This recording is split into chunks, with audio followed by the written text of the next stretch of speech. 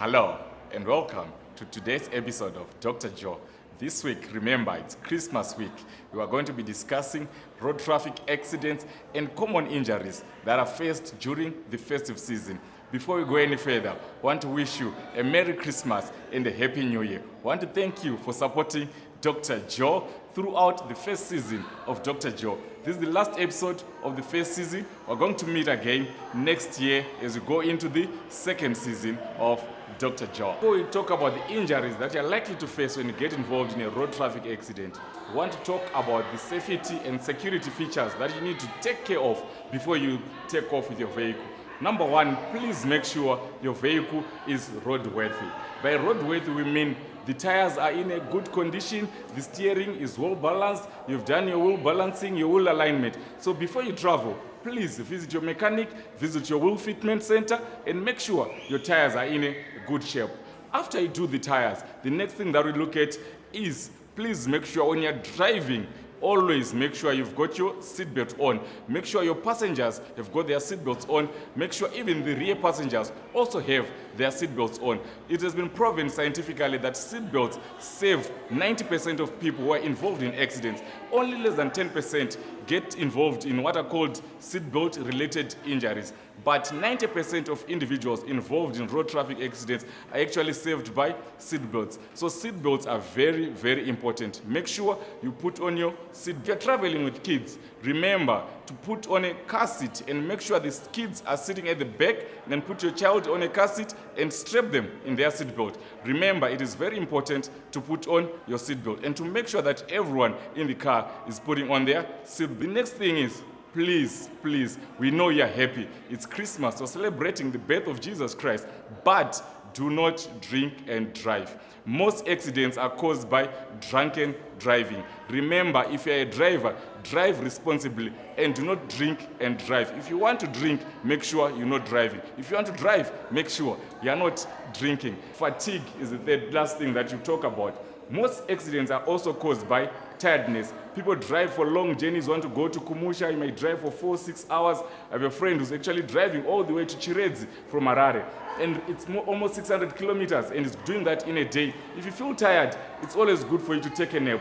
It's not embarrassing to be tired. Everyone gets tired along the way. Even Jesus Christ himself, the one that was celebrating, got tired and slept in a boat. Remember, you should take a rest and you should relax if you feel tired. Injuries that can be encountered during a road traffic accident, they range from minor injuries just like lacerations or small cuts to severe injuries that are debilitating, that it cause even mortality, that is death. So in that spectrum of injuries, we also have injuries that can be classified from head to toe. You can have head injuries. Head injuries are usually the most critical and the most dangerous because the head is a confined space. So when you have a head injury and you bleed into the brain, usually your chances of surviving are very limited. Then you go on to the chest. If you also have chest injuries, you are likely to have internal bleeding. With internal bleeding, the chances of you being helped or rescued as soon as possible are also limited because the bleeding is concealed, it's not visible. Then we go on to the limbs. You can bleed in the upper limbs, you can have fractures in the lower limbs, the legs, you can also have fractures or you can also bleed. The good thing about upper limb and lower limb bleeds, they are visible. You can easily put a pressure garment. If you don't have a bandage, just take some clothes, then put some pressure around the bleeding area. Usually arresting bleeding helps most patients because most of the patients will die from hypovolemic shock or hemorrhagic shock. They bleed a lot and they lose a lot of blood and they die from the complications of low blood volumes. So when you can see someone is bleeding, just get a garment and put pressure around the bleeding area. That way you help a lot of patients.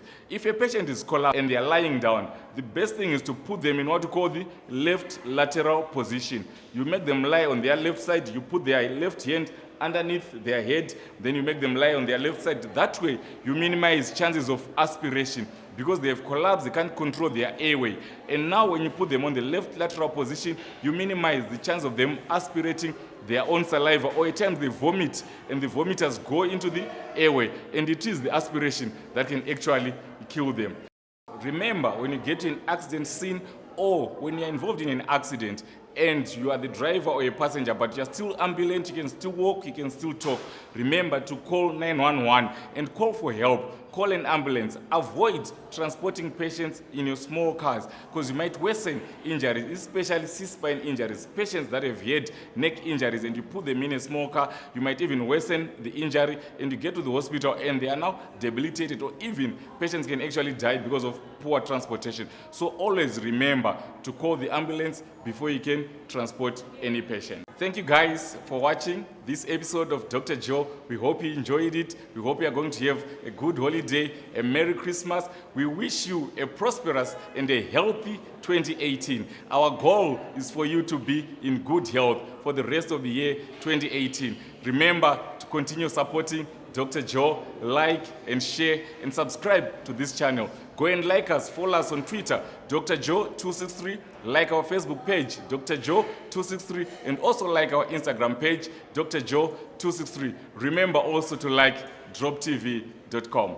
Thank you guys.